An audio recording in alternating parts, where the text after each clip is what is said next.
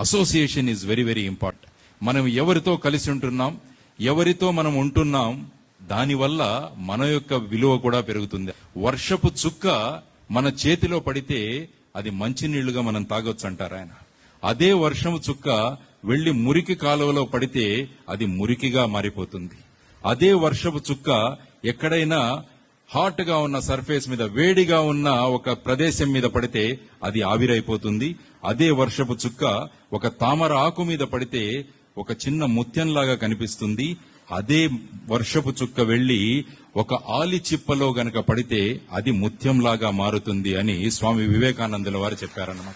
అంటే మనం ఎక్కడ పడుతున్నామన్నది చాలా ముఖ్యం అన్నమాట.